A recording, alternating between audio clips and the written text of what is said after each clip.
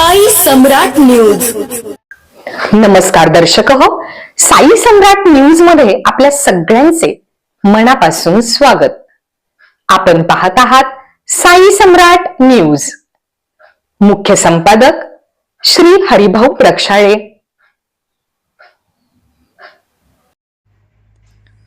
खुनाच्या गुन्ह्यातील आरोपीस जन्मठेपेची शिक्षा. पंढरपूर शहर पोलीस ठाण्यात होता गुन्हा दाखल. न्यायाधीश नंदीमठ यांच्या समोर चालला खटला. पंढरपूर शहर पोलीस ठाण्यात खुनाचा गुन्हा दाखल असलेल्या आरोपीस जिल्हा व सत्र न्यायालयाचे अतिरिक्त न्यायाधीश नंदीमठ यांनी दोषी ठरवून आरोपी गोपीचंद उर्फ जितू हुकुम कदम यास जन्मठेपेची शिक्षा सुनावली आहे. तसेच 10,000 रुपये दंड आणि दंड न भरल्यास 3 महिने कारावासाची शिक्षा सुनावली आहे. याबाबत अधिक माहिती अशी की पंढरपूर शहर पोलीस ठाणे गुन्हेगारी रजिस्टर नंबर 562 सन 2023 भारतीय दंडविधान कलम 302-304 प्रमाणे आरोपी गोपीचंद उर्फ जितू हुकुम कदम याच्यावर दाखल होता. या गुन्ह्याचा तपास तत्कालीन सहाय्यक पोलीस निरीक्षक प्रकाश भुजबळ यांनी शास्त्रोक्त तसेच तांत्रिक तपासाच्या आधारे करून गुन्ह्यातील आरोपी गोपीचंद उर्फ जितू हुकुम कदम यास जेरबंद केले होते.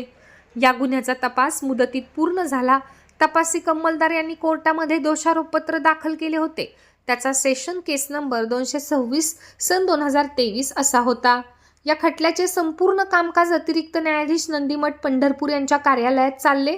आरोपी हा दोषी आढळल्याने न्यायाधीश नंदीमठ यांनी आरोपीस भारतीय दंडविधान कलम 302-307 प्रमाणे दोषी ठरवून जन्मठेपेची शिक्षा सुनावली आहे.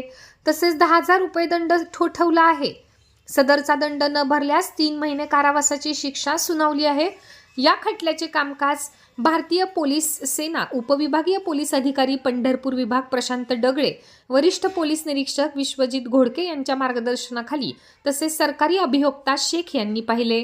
कोर्ट पैरवी म्हणून सहाय्यक पोलीस फौजदार रवींद्र बनकर यांनी कामगिरी यशस्वीपणे पार पाडली.